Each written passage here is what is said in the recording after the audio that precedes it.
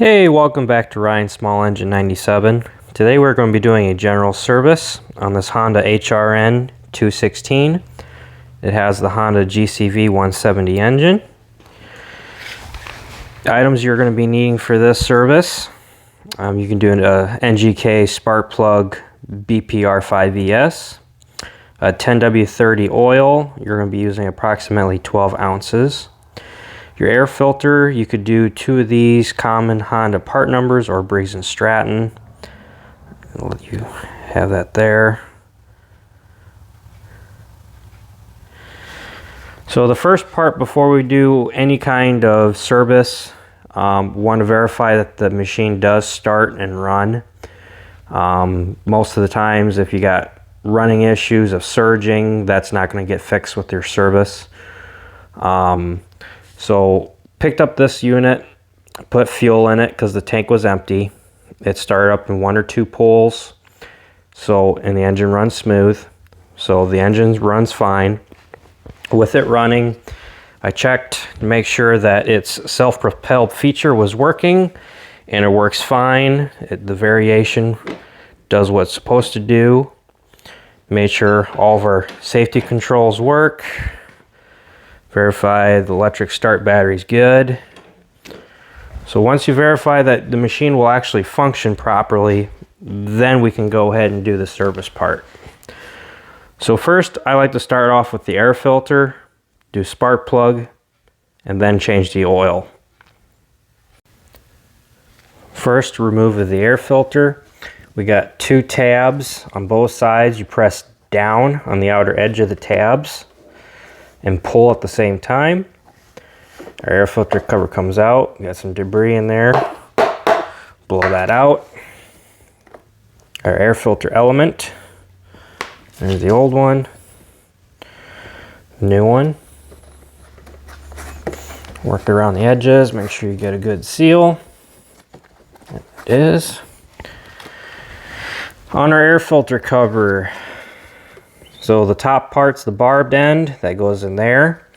On the bottom of the air filter cover, we got this pivot system in here that you want to make sure you get that under the 2 pegs that they fit in there. Then it levers it up. Push in. 2 audible clicks. Our barbed ends are all the way over, so our air filter is secure. Next, we will replace a spark plug. You will need a 13/16 spark plug socket with extension preferably, along with your ratchet. We're going to remove our spark plug boot. Going to twist and pull at the same time, just like so.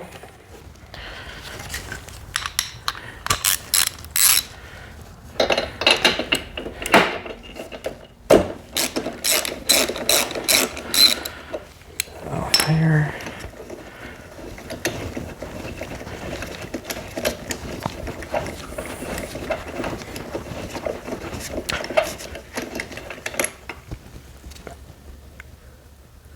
There's our spark plug. You can see it's burning clean, which is good.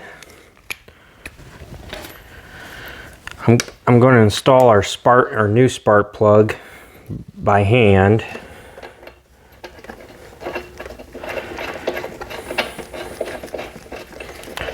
Work it down till it seats. There, she's seated. Then we're going to take our ratchet and socket.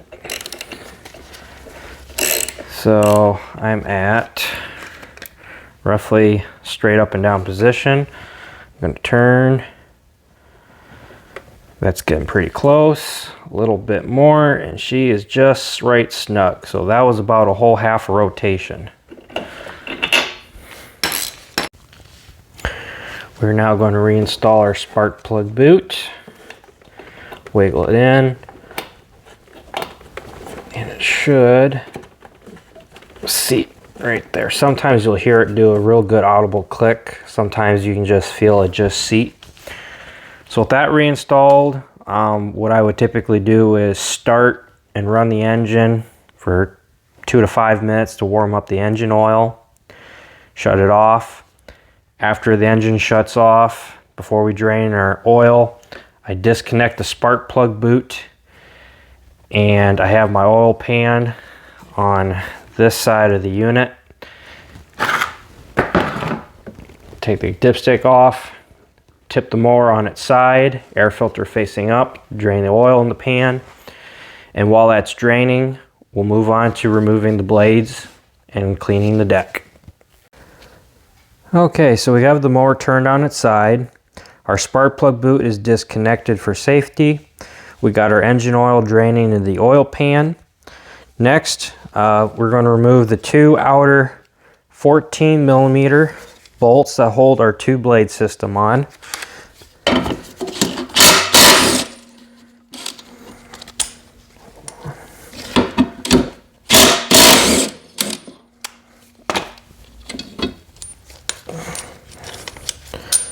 Okay, so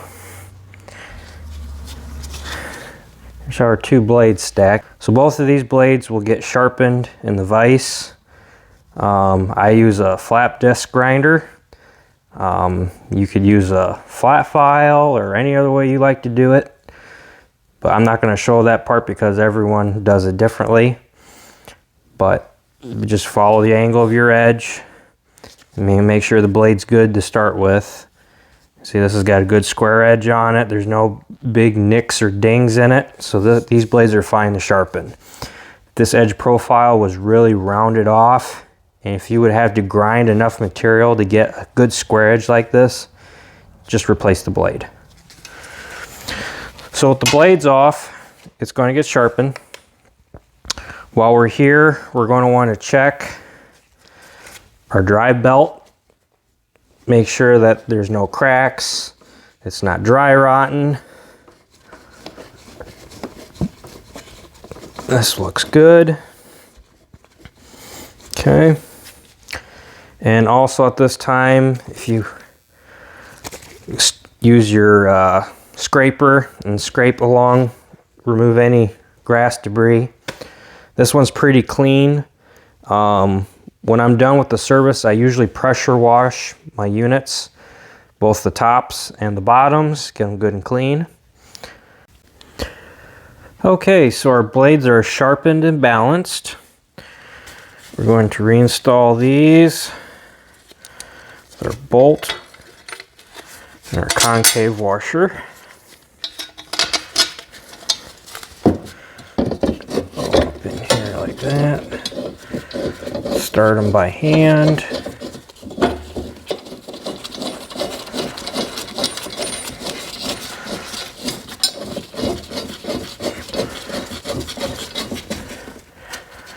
Snug. And I'm going to have my impact on low. Go around.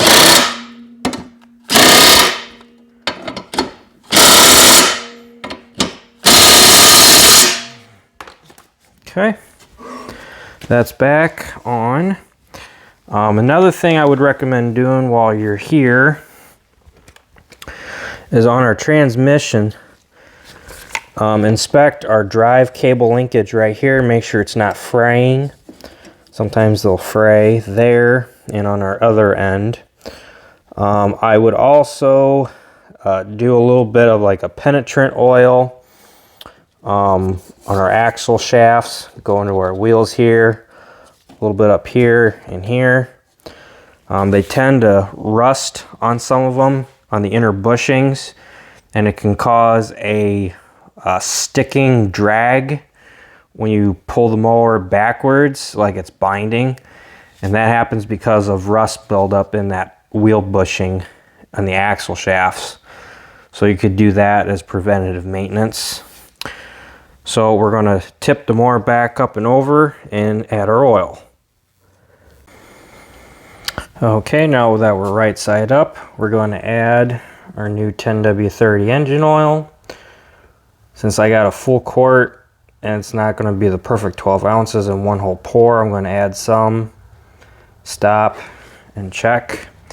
For when we check our oil level on Hondas and most foreign engines, On our picture right here, they tell us that we don't screw the dipstick in. We just sit the end of the threads on top and check. And we're not showing on the dipstick yet, so we're going to add more.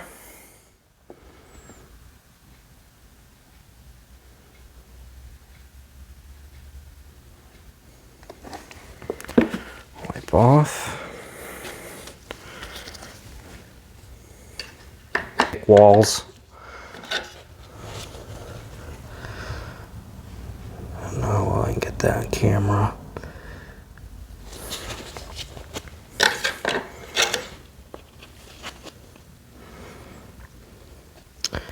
It's really hard to tell on camera where the level's at, but it's right at the top of this cross thatch area right here. It's really hard to see.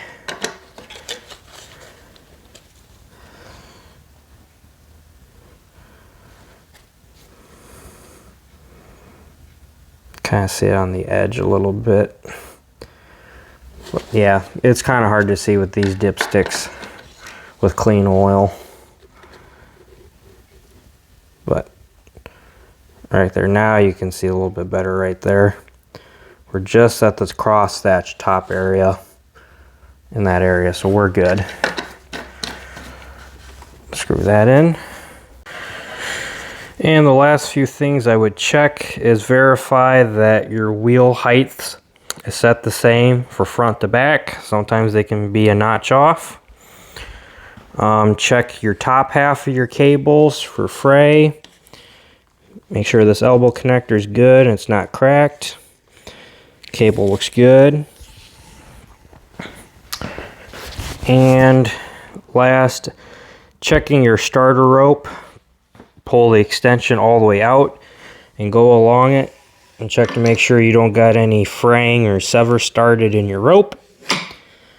At that point, your service and inspection is done, besides power washing off the unit top to bottom. After that, I would say do one more test run to make sure everything is functioning properly as they should, and you are good.